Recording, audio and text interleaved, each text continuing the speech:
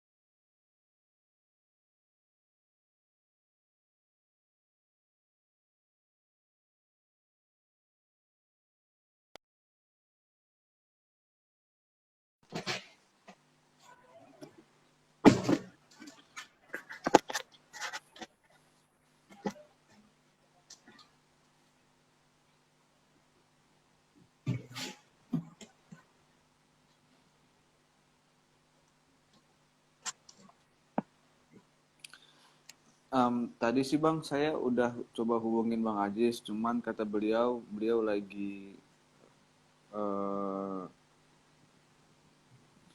mencari lokasi tadi gitu kata beliau Iya, Bang. iya. Tadi keluar dia tadi. Iya. Lagi di depan rumah saya dia. Oh gitu. Bang, saya mohon maaf. eh,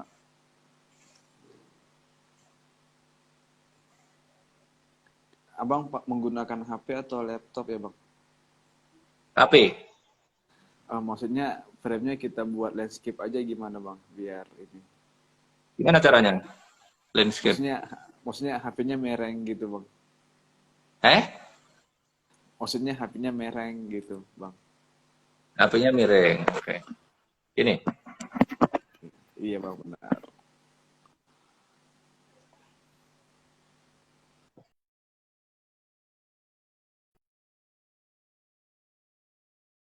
Bagus kalau begini.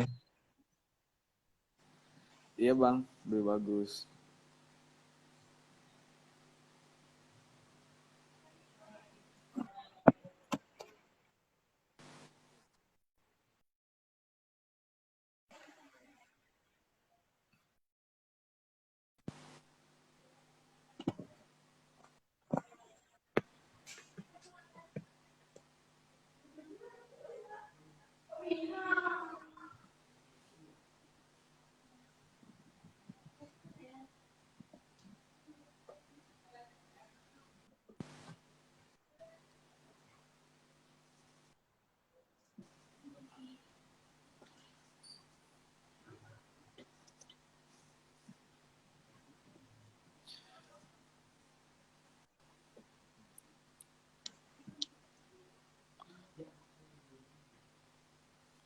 Oke, Bang, kita sembari nunggu Bang Ajis, kalau kita mulai dulu nggak apa-apa Bang ya? Ya, boleh. Oke. Bismillahirrahmanirrahim. Assalamualaikum warahmatullahi wabarakatuh. Waalaikumsalam warahmatullahi wabarakatuh. Sebelumnya terima kasih kepada Abah yang telah bersedia untuk meluangkan waktunya untuk Ramadan mengaji darinya BPL di sore hari ini. Em, Sebenarnya masih ada satu lagi narasumber, cuman insya Allah beliau akan menyusul ya Bang ya.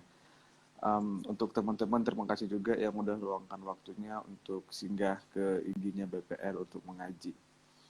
Eh, jadi Bang sebenarnya ini cuma gagasan dengan teman-teman BPL supaya kita tetap ada kajian di bulan Ramadan.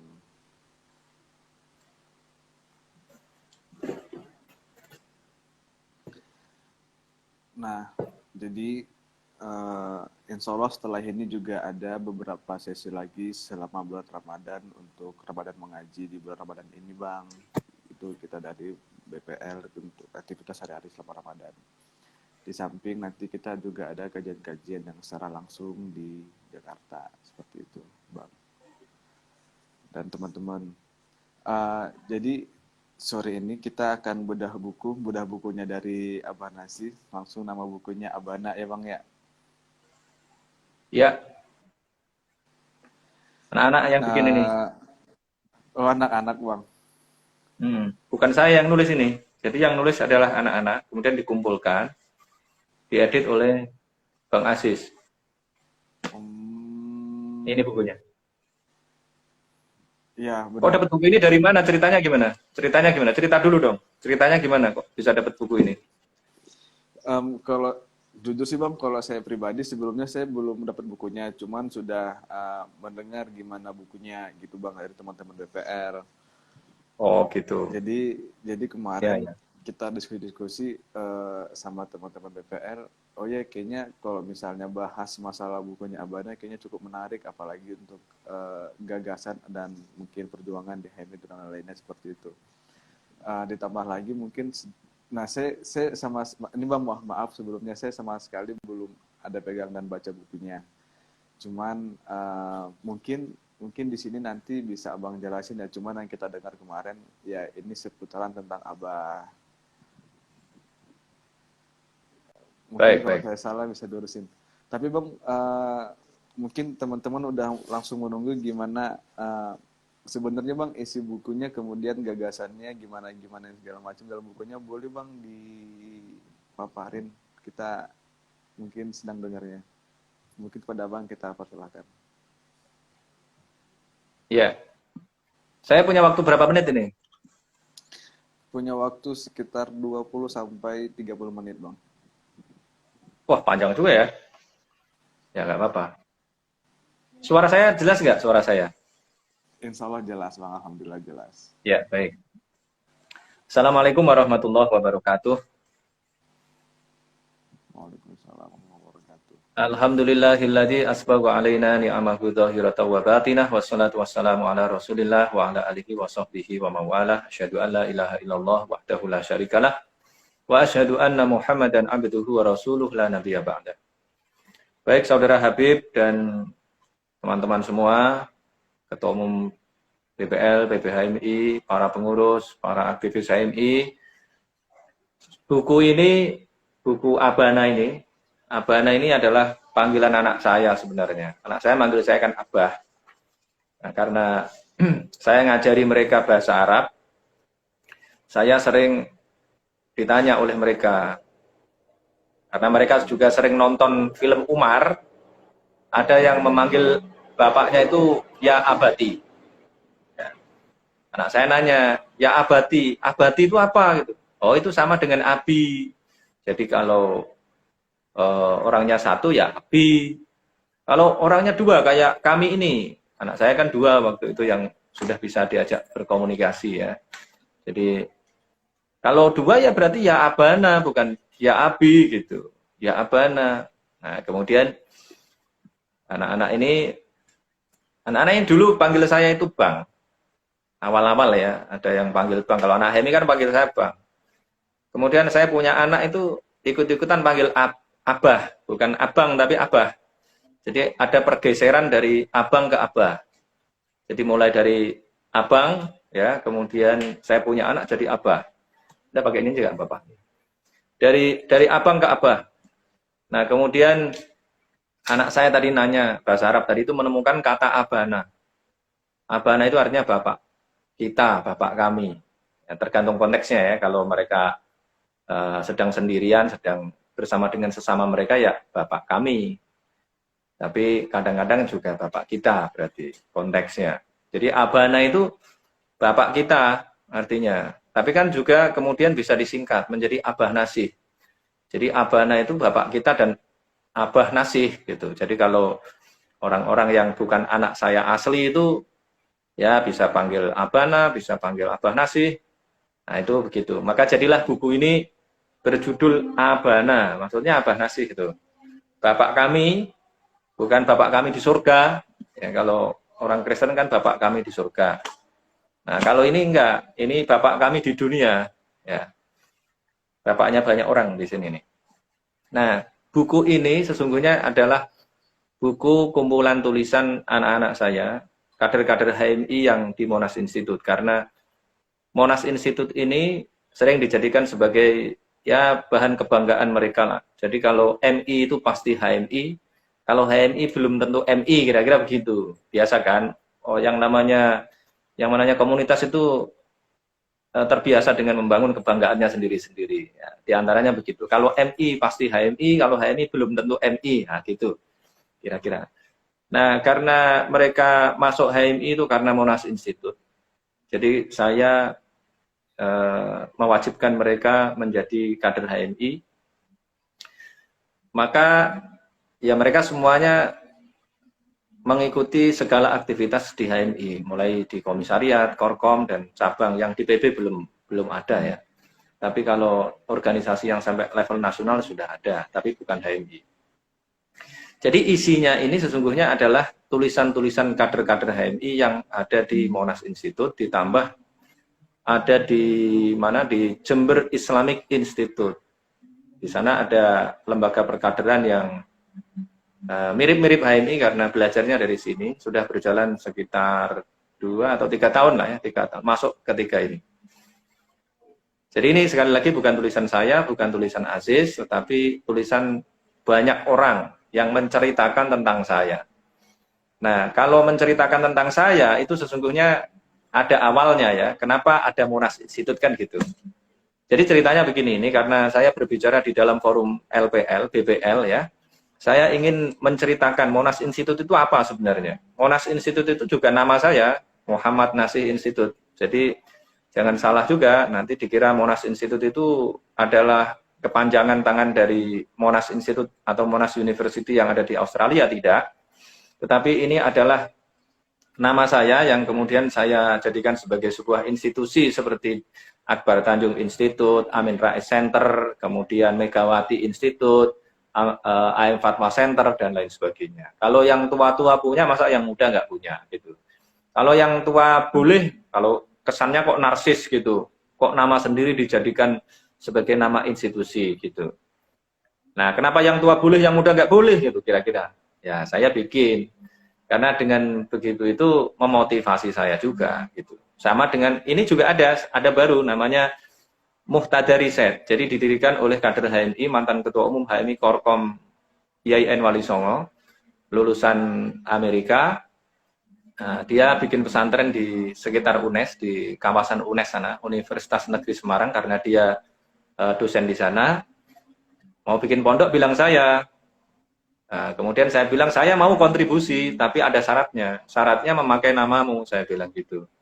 Tadinya bingung kan, namanya apa? Saya mau, asalkan namanya Pondok Pesantren Riset Al-Muhtada. Namanya harus Al-Muhtada, karena nama teman saya itu, senior saya itu Dani Muhtada.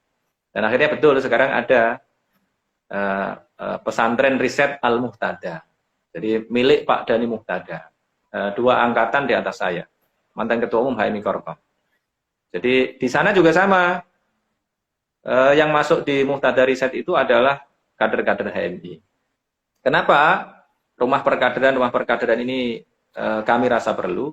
Sesungguhnya ini merupakan kesadaran saya kira-kira 15 tahun yang lalu ya. Belasan tahun yang lalu lah. Intinya belasan tahun yang lalu. Yang saya ingat itu saya mengisi LK3 di Sumatera Barat. Nanti tolong dicek lagi itu tahun berapa. Mungkin kalau enggak tahun 2007 ya 2008. Pada saat itu saya diundang oleh Batku Sumatera Barat ya. Kalau Batku Sumatera Barat kan ya. Ya, Batku Sumatera Barat untuk tadi itu menyelenggarakan LK3 tadi. Nah, di sana pesertanya memang tidak banyak. Pesertanya cuma belasan orang aja kalau nggak salah itu. Kalau LK3 kan levelnya nasional ya. Jumlahnya juga tak banyak. Argumentasi kalian biasanya adalah ya ini kan LK3 nggak banyak-banyak itu. Padahal yang daftar juga cuma sedikit ya kan. Nah, itu saya tes, saya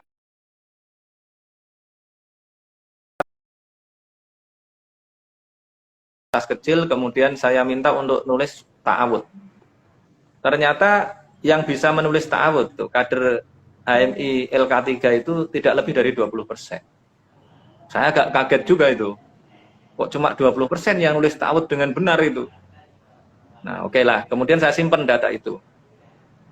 Kemudian saya diundang lagi, tidak lama kemudian, mungkin hanya berselang beberapa minggu saja, saya diundang oleh HMI Cabang Depok. Mereka melaksanakan LK2. Ini waktu itu pecah HMI Cabang Depok itu. Nah, yang saya datangi pertama kali, pecahan A itu pesertanya 130 orang. 130-an lah, pokoknya banyak sekali. Ruangan penuh sekali di GIC itu. Saya beri bahan tes yang sama. Ternyata sama juga hasilnya, tidak lebih dari 20% yang bisa nulis ta'awud. Kemudian pecahannya melaksanakan LK2, tapi jumlahnya ini nggak banyak, mungkin cuma 30-an pesertanya itu. Saya kasih tes yang sama, ternyata sama juga. Tidak lebih dari 20% yang bisa nulis ta'awud dengan benar. Nah, kemudian saya mikir, ini kok kader HMI nulis ta'awud aja salah, ini gimana ini? Tapi saya masih berhusnudzon karena LK2, LK3 itu kan levelnya nasional, diikuti oleh kader-kader dari berbagai macam perguruan tinggi dengan jurusan yang bermacam ragam. Ya kan? Ada yang teknik, ada yang sosial, politik, hukum, yang tidak ada kaitannya dengan disiplin ilmu agama. Tidak ada disiplin Islam di situ. Jadi orangnya banyak. Nah, kemudian suatu ketika, karena saya kan bolak-balik Jakarta Semarang karena saya udah menikah, kemudian tahun 2009 itu saya menikah. Saya harus bolak-balik Jakarta Semarang karena istri saya tidak dibolehkan oleh bapaknya ikut saya ke Jakarta karena bapaknya waktu itu sakit, dan kemudian istri saya diterima di Fakultas Kedokteran di ini program spesialis anak. Ya sudahlah, akhirnya saya yang ngalai bolak-balik ke Semarang ini. Nah, saya diundang oleh Korkom IAIN nih, Korkom IAIN Semarang. Tempatnya di Mijen sana, namanya Mijen. Ternyata setelah saya tes itu, ternyata sama, hasilnya mirip-mirip, ya 30% lah, tidak lebih dari 30% yang bisa nulis ta'awud. Wah, menurut saya ini bahaya itu. Kalau LK2, peserta LK2, peserta LK3 tidak bisa nulis ta'awud itu nggak ada masalah, karena tadi pesertanya beragam. Tapi kalau peserta LK1 nggak bisa nulis ta'awud itu masalah menurut saya. Karena pesertanya dari IAIN semua kan. Kalau kuliah IAIN kalau nggak bisa nulis ta'awud ini apa ini? Gitu. Yang direkrut ini apaan ini? Calon kader apaan kalau begini ini? Gitu. Maka kemudian saya simpan lagi data itu. Saya kemudian mengumpulkan alumni HMI di IAIN. Saya kumpulkan di rumah, saya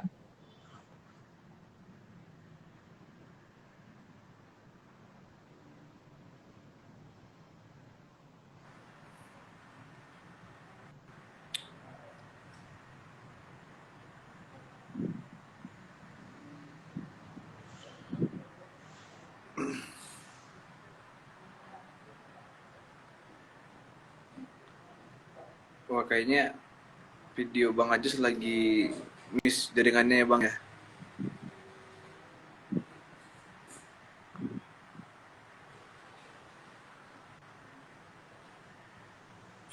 Ya, mohon maaf teman-teman. Mungkin Abah Nasih lagi terkendala di hal teknis jaringan. Bang Ajis, mohon maaf Bang tadi agak telat. Selamat datang Bang. Ya, Tapi saya lagi mempersiapkan jualan. siap Bang. Tapi mohon maaf Bang, sebentar saya mau ini dulu ya. Coba Ya, tes Bang Nasih lagi, mungkin beliau lagi.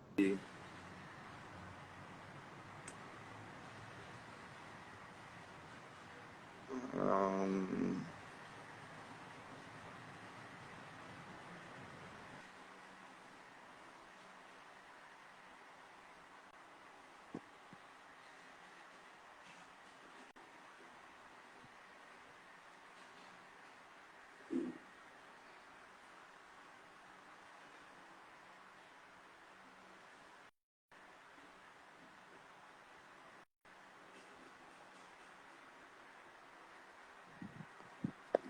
Teman-teman mohon maaf sebentar.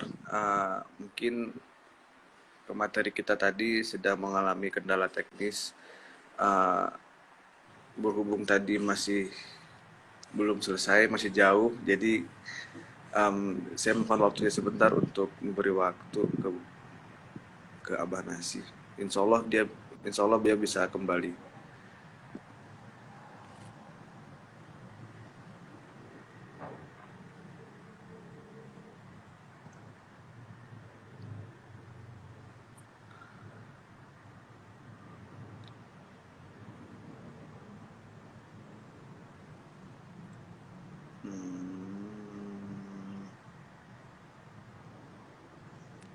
Saya coba sekali lagi ya Bang.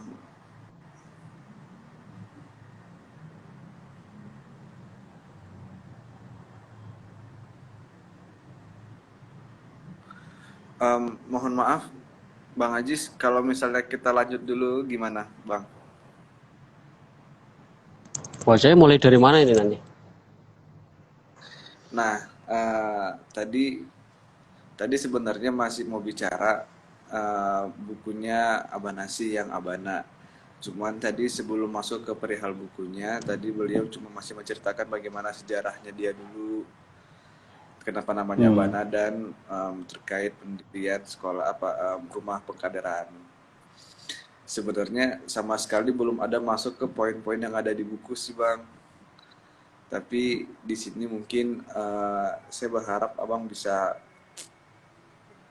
membuka sedikit poin-poin yang bisa kita ambil dari buku itu, hal-hal yang dapat kita ambil poin-poinnya yang untuk kita aplikasikan sehari-hari sebelum nanti yang mana nanti setelahnya insya Allah jika memang bisa kembali lagi beliau menjelasin bagaimana buku-bukunya, bagaimana isi bukunya tersebut gitu. Oke. Suara saya kedengaran jelas ya, Mas Tabib? Insya Allah. Ya. Oke, terima kasih atas kesempatan yang diberikan kepada saya. Mungkin saya menceritakan secara singkat latar belakang penulisan buku Abana ini ya.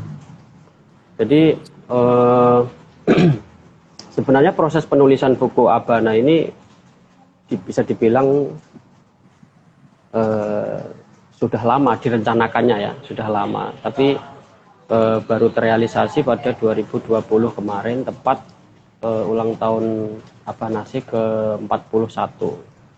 Jadi kalau tidak salah tahun 2015 atau 2014 itu sudah pernah digagas oleh teman-teman.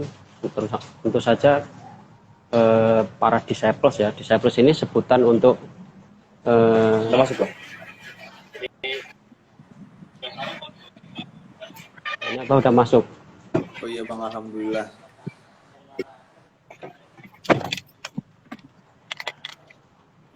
Gimana? Lanjut Abah dulu aja ya?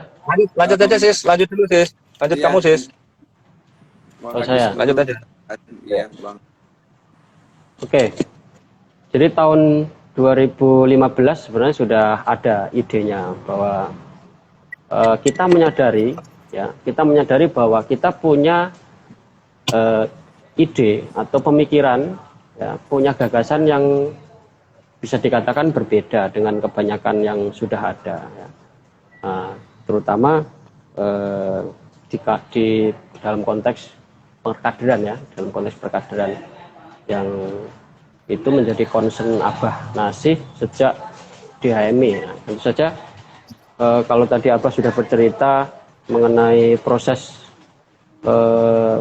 bagaimana Monastis itu didirikan, ya tidak bisa dilepaskan dari kondisi objektif HMI pada saat itu, yang tentu saja hari ini juga terus kita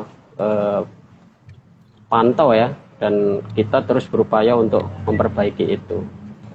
Nah, secara garis besar buku Abah ini berisi tentang perbaikan ya. Jadi berisi tentang perbaikan. Jadi kalau dibaca dari judulnya, Abana menempuh jalan sunyi membangun Quranic habit. ya, potret gagasan dan aksi Muhammad Nasih. Nah, ini tentu saja menunjukkan ada beberapa variabel atau beberapa poin yang bisa kita temukan. Yang pertama mungkin soal jalan sunyi itu dulu ya. Jalan sunyi yang dimaksudkan dalam buku ini adalah perbaikan yang dilakukan melalui pinggir. Ya, perbaikan yang dilakukan melalui jalan pinggir. Karena sesungguhnya kita menyadari perbaikan yang paling revolusioner, bisa dilakukan secara revolusioner itu ya dari atas itu dari kekuasaan melalui struktur ya, melalui struktur kekuasaan. Tapi karena kekuatan yang dimiliki hari ini belum mencukupi atau kesadaran untuk melakukan perbaikan itu secara objektif apa temukan ketika berkecimpung di dunia politik praktis di Jakarta. Nah, maka bisa dikatakan kita sedang memulai dari pinggir ya. Mulai dari pinggir. Nah, ini jalan yang tidak banyak orang minati ya, tidak banyak orang minati. Nah, kemudian poin yang selanjutnya adalah terkait dengan pembangunan Quranic habit.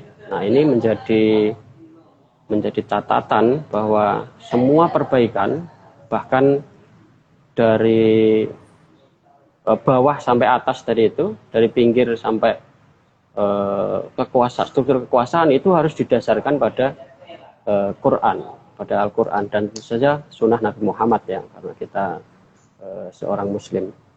Nah, dalam konteks ini kalau teman-teman baca di buku Abah ya, yang memberikan kata pengantar ini adalah salah satu yang pertama ini adalah Husnul Mar'iyah. Husnul Mar'iyah ini doktor ilmu politik UI, salah satu dosen divisi Universitas Indonesia yang sekaligus juga guru Abah waktu di Jakarta ya. Nah, di dalam kata pengantarnya beliau mengatakan bahwa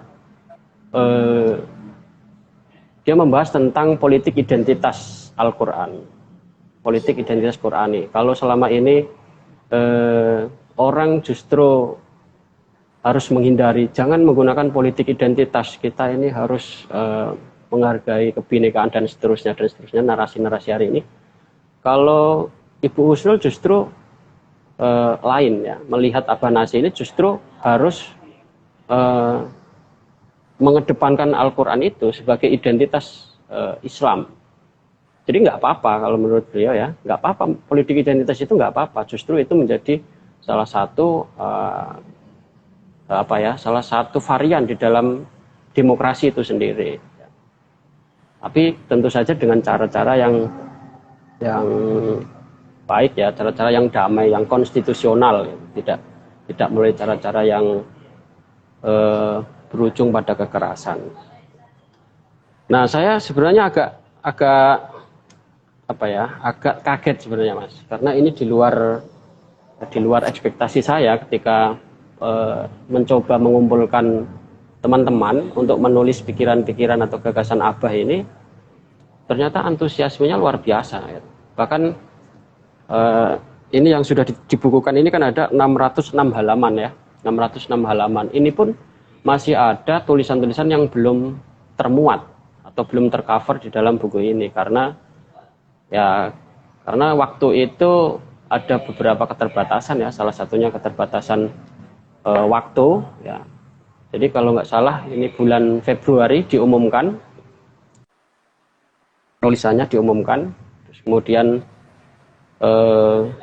bulan April ya, bulan Maret itu harus sudah Maret pertengahan harus sudah jadi karena harus naik ke percetakan, ke penerbitan. Nah, tanggal 1 April tepat ulang tahun Abah itu harus di launching. Jadi sebenarnya ada banyak sekali. Nah, yang ingin saya share adalah soal ide ya.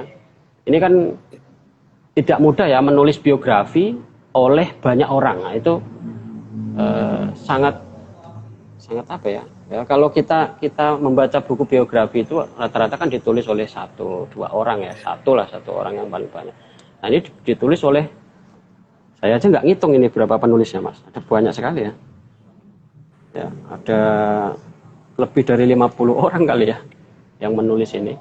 Nah, kebanyakan ini adalah disciples Monash Institute atau sebutan murid tadi ya, murid di Monash Institute itu namanya disciples. Disciples dalam bahasa Inggris kan murid ya, pengikut. Nah, dari banyak antusiasme itu saya menawarkan beberapa tema besar ya, menawarkan tema besar, beberapa tema besar, karena nggak boleh dong kalau satu buku misalnya ditulis oleh banyak orang kemudian isinya sama, satu orang dengan orang lain sama. Tentu saja ini menjadi pekerjaan yang tidak mudah ya dalam konteks mengumpulkan kemudian memilah agar tidak sama. Maka saya waktu itu bersama dengan panitia membagi beberapa subtema ya. Tema besarnya tentu tadi, subtemanya ada berapa nih? 5 ya.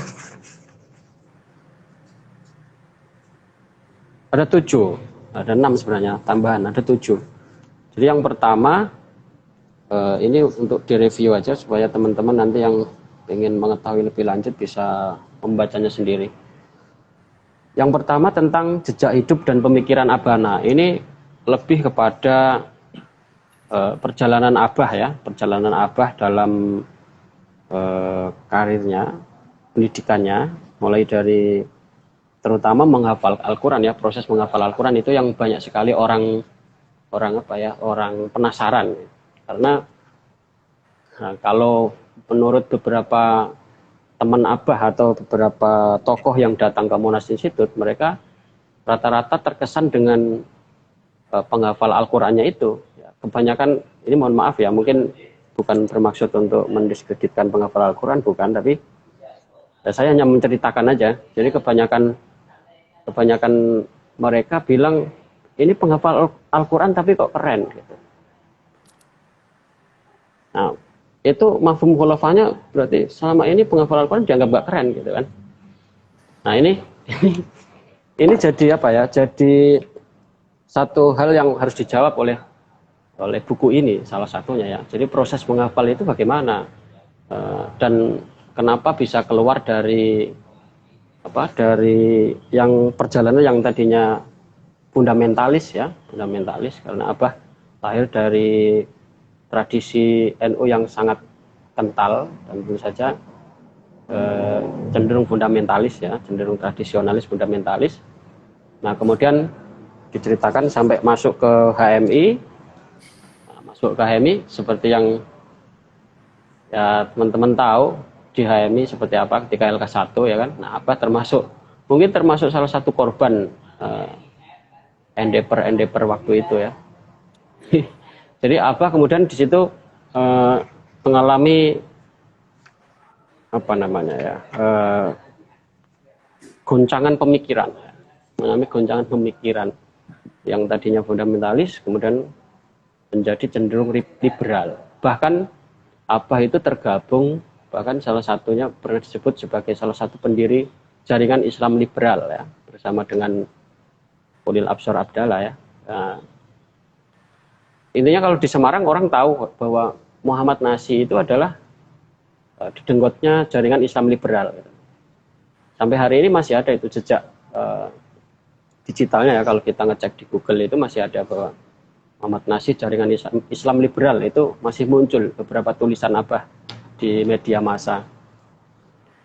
Nah, itu di bab pertama ya, sampai kemudian akhirnya dia menemukan keyakinan, bukan keyakinan baru ya, keyakinan lama yang dipahami secara baru gitu, dengan pemahaman yang lebih segar. Jadi kalau yang tadinya Islamnya itu doktriner, nah kemudian karena masuk di HMI diajari berpikir yang bebas, ya tentu saja dengan rasional ya. Nah, maka kemudian menemukan iman atau menemukan kembali kepercayaannya itu dengan sangat rasional ya. Nah, itu tentu saja berpangkal pada keyakinannya terhadap Al-Quran. Nah, ini bisa ditonton di YouTube YouTube-nya apa ya yang tentang kajian NDP itu, kajian YouTube channelnya kajian NDP, nanti bisa ditonton, ada 4 bab yang sudah di-share itu. Nah, itu proses menemukannya itu ya, argumentasinya yang sudah disampaikan nanti bisa dicek. Nah, itu di bab 1 ya, terkait dengan itu. Kemudian juga ada beberapa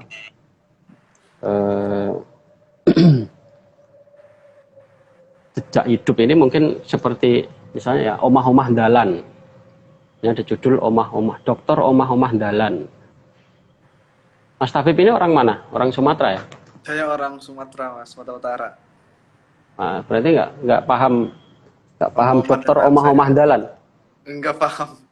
Nggak paham ya. Omah-omah dalan itu berumah di jalan. Jadi waktu Abah itu lebih banyak digunakan di jalan ya. Jakarta, Semarang, Rembang. Jakarta, Semarang, Rembang gitu. Bahkan Abah sendiri belum punya rumah, masih numpang bersama orang tuanya, mertuanya ya. Nah, itu sempat jadi polemik juga oleh ibu Abah ya, yang di Rembang sana. Ditanya, nanti kalau saya main ke Semarang, saya mampirnya di mana kok kamu nggak punya rumah ya, gitu.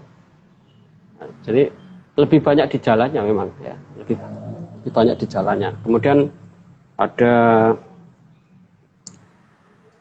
dokter ilmu politik tapi bertani misalnya. Jadi ya nggak banyak yang atau aneh ya, udah mencapai dokter ya, gelar tertinggi di dalam strata pendidikan kita, kemudian yang harusnya orang menikmati di sana di Jakarta ya, malah pulang ke Rembang bertani. Nah, ini juga tentu menjadi salah satu yang menarik menurut kami. Kemudian ya itu kira-kira itu, dan beberapa ide-ide yang lain. Kemudian yang selanjutnya ini fokus ke pembangunan Quranic habit. Pembangunan Quranic habit. Nah, ini dimulai dari proses menghafal yang dengan cara yang tidak biasa. Abah menghafal Al-Quran itu selama tidak lebih dari 1,5 tahun. Ini mungkin bagi penghafal Al-Quran kebanyakan ini terbilang sangat cepat ya, terbilang sangat cepat. Iya, Bang. Sangat Ya, cepat nah kalau ini, segitu. ya, karena biasanya orang menghafal Al-Quran rata-rata kan 3 tahun ya, 3 tahun rata-rata.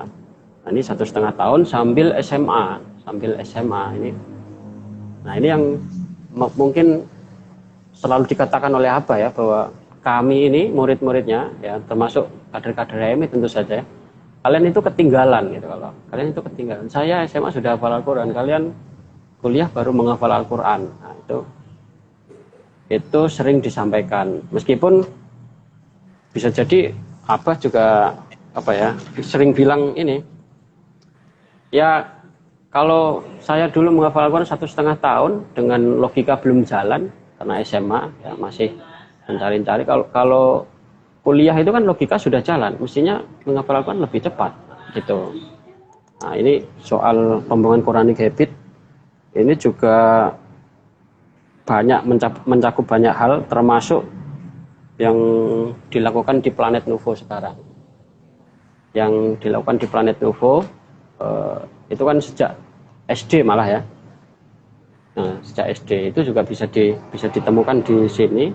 Jadi kegelisahan Abah, oh ternyata kalau mengkader mahasiswa yang sudah jadi, maksudnya dia sudah punya pemikiran sendiri oleh lingkungan sebelumnya, oleh SMA-nya, oleh pesantren sebelumnya, oleh SMP sampai pendidikan usia dini, ternyata tidak mudah gitu.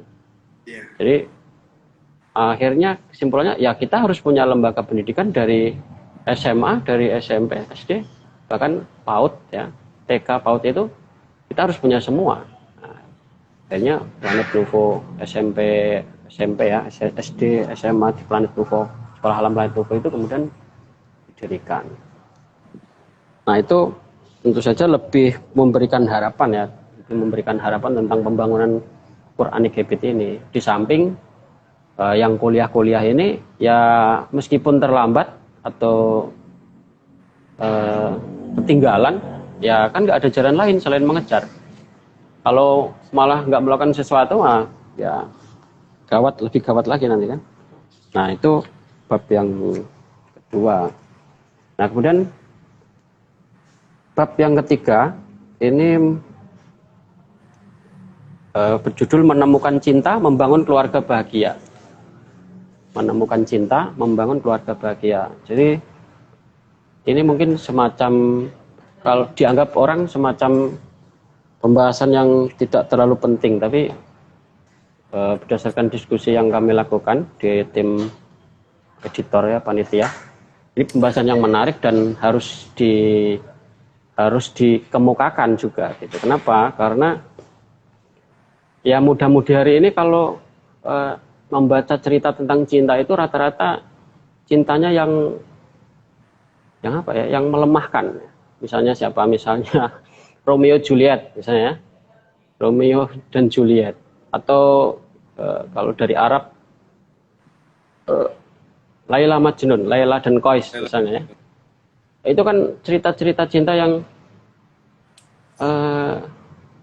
ya berakhir tragis gitu ya. Berakhir tragis, dan banyak yang lain lah di cerita-cerita di negara lain rata-rata yang terkenal begitu. Kenapa kita nggak mengangkat cerita-cerita cinta yang membangkitkan ya? Misalnya lihat saja Nabi Muhammad ya, yang kita contoh yang perlu kita pelajari. Nabi Muhammad mendapatkan Ibu Khadijah, itu luar biasa.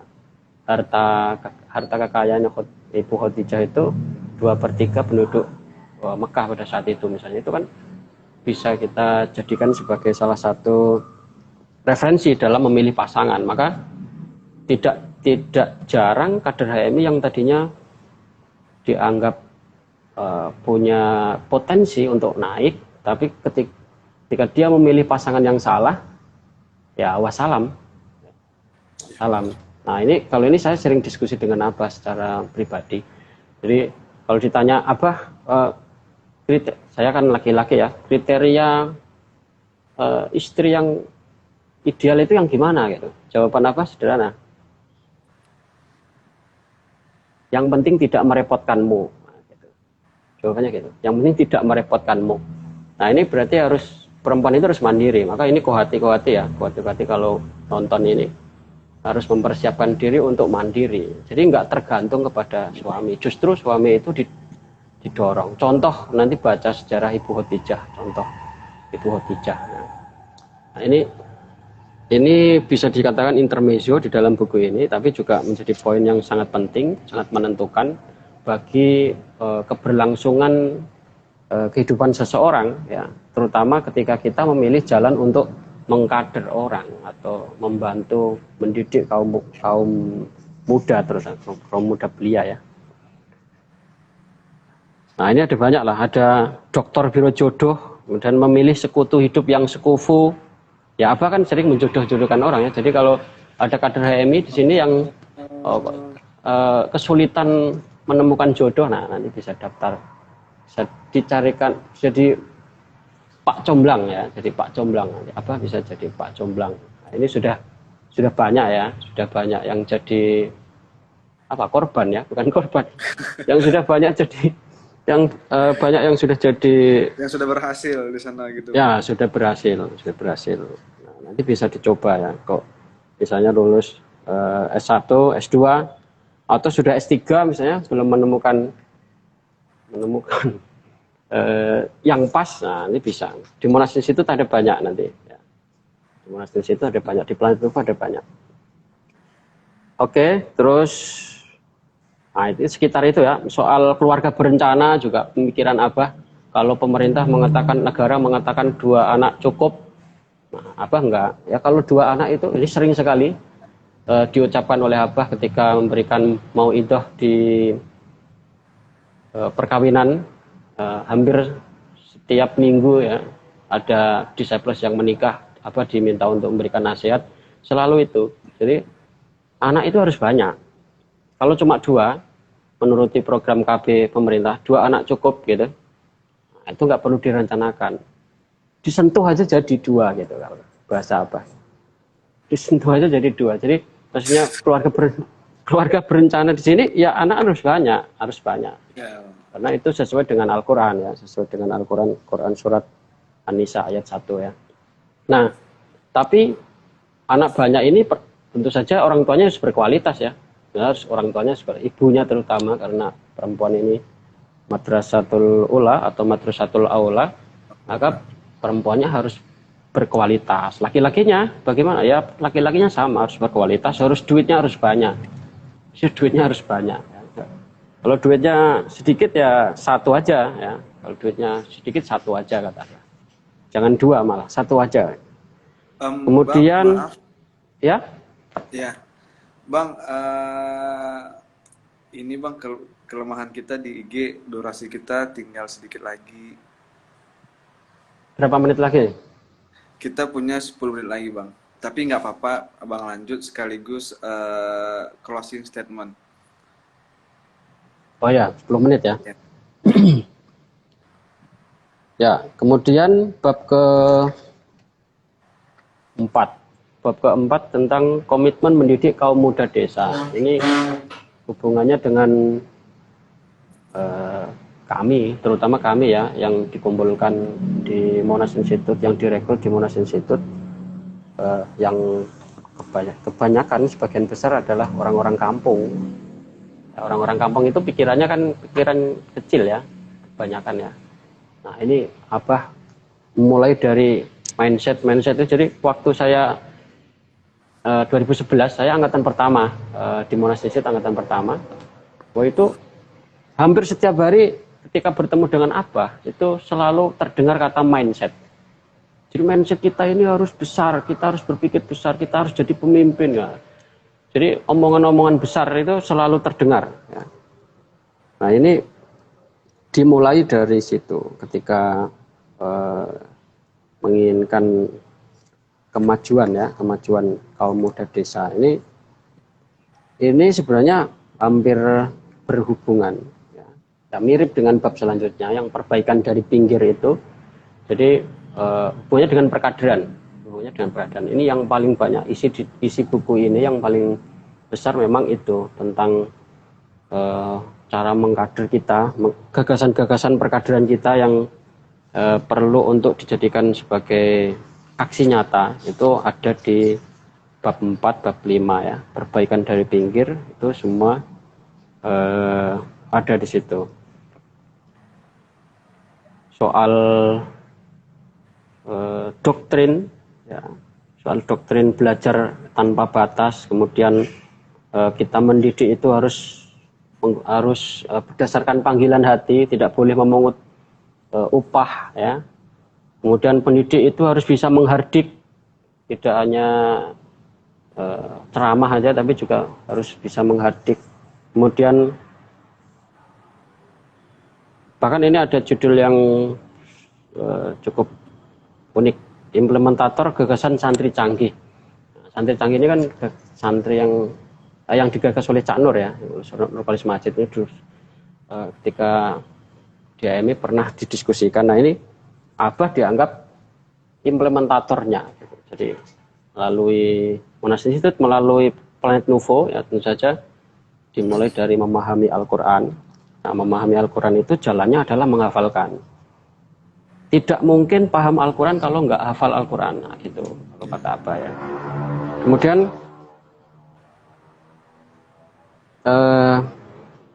nah ini yang belum ya sebenarnya, ini masih dalam taraf ide atau gagasan. Ini yang bab terakhir sebelum tambahan itu yang saya bilang tadi, revolusi dari atas.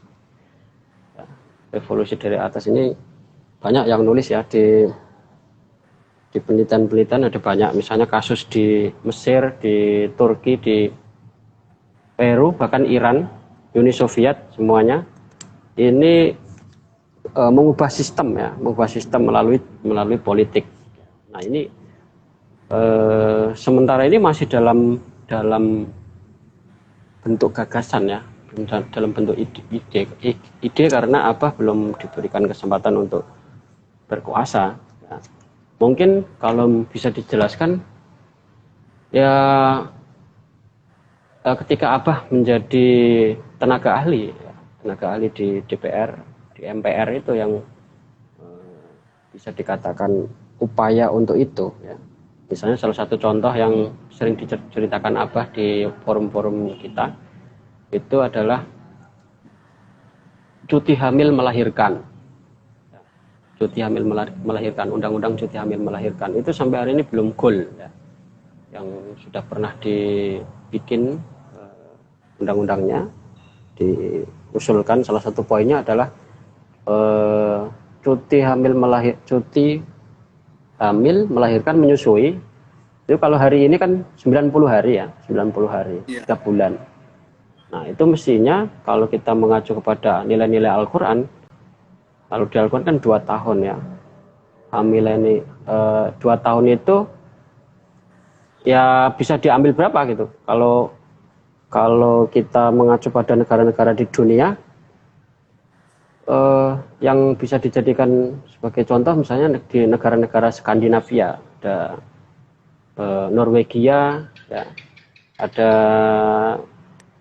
Finlandia, bahkan Swedia, yang terakhir ada Kanada. Itu mereka memberikan cuti hamil melahirkan ada yang 10 bulan, ada yang 12 bulan. Nah, ini justru orang negara yang mayoritas penduduknya non muslim justru yang menerapkan itu, sementara negara kita yang muslim justru tidak memberikan hak itu. Kenapa kok cuti itu harus diberikan? Karena ya tadi itu generasi kita itu kan harus dibangun dari sejak dini ya, terutama menyusui itu kan.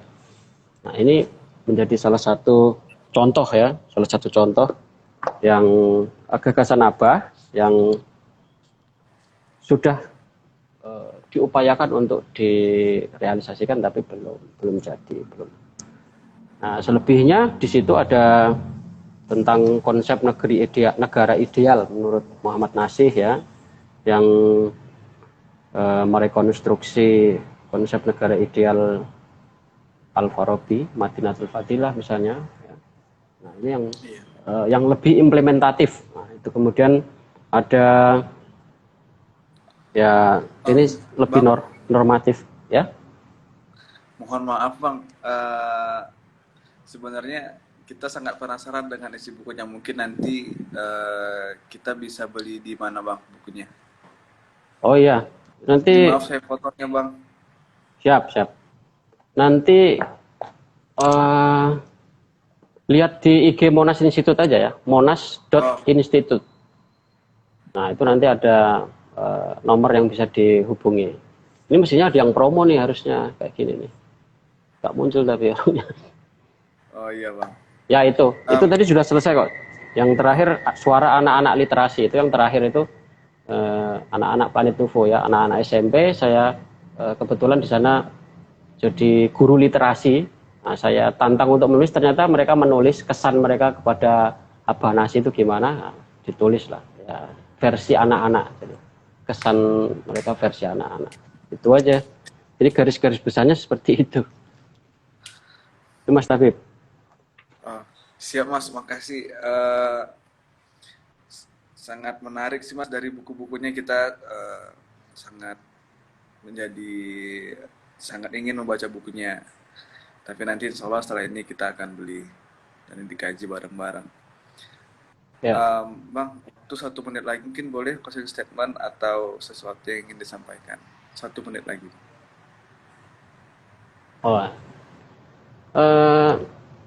Seperti yang ada di buku ini ya. Jadi kader HM ini terutama untuk kader HM kan karena BPL, dan terutama sekali untuk teman-teman yang menjadi instruktur ya atau di BPL. Ya sebagaimana kegelisahan Abah, kembali kepada Al-Quran itu harus benar-benar dinyatakan ya, dengan cara memahami, karena yang jadi kegelisahan Abah tadi itu ada banyak kader HMI yang tidak menjadikan Al-Quran sebagai basic pemahaman, basic berpijak ya. itu akan menjadi berbahaya. Kalau hanya mengandalkan logika, itu akan menjadi berbahaya. Nah, untuk memahami itu harus tentu saja karena Al-Quran ini bahasa Arab. Nah, kita harus belajar bahasa Arab.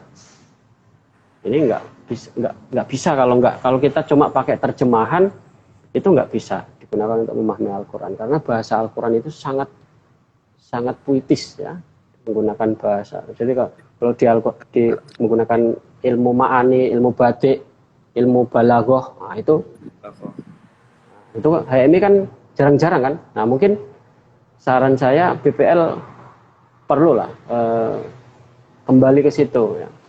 Kembali ke situ dengan frame yang lebih maju gitu, dengan frame yang lebih maju. Jadi berdasarkan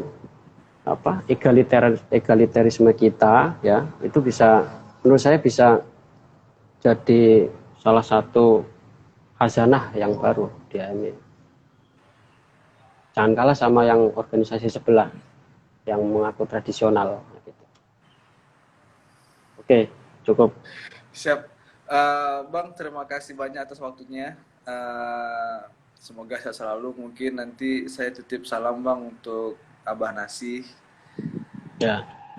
Mungkin terkenalan dengan jaringan. Insya Allah nanti di lain waktu ada kesempatan lagi untuk berdiskusi lagi bareng-bareng. Bang, sekali lagi mohon maaf atas keterbatasannya dan terima kasih banyak atas waktunya. Selamat siap. Sama-sama. Menunaikan ibadah puasa, selamat berbuka juga Bang sebentar lagi. Ya. Ya, teman-teman juga semuanya terima kasih yang udah singgah ke IG-nya BPLPB HMI. Mungkin sampai sini pertemuan kita sore ini. Masih ada sesi-sesi berikutnya di bulan Ramadan. Saya undur diri. Bila muafiq, bila mutarik. Assalamualaikum warahmatullahi wabarakatuh. Waalaikumsalam warahmatullahi wabarakatuh.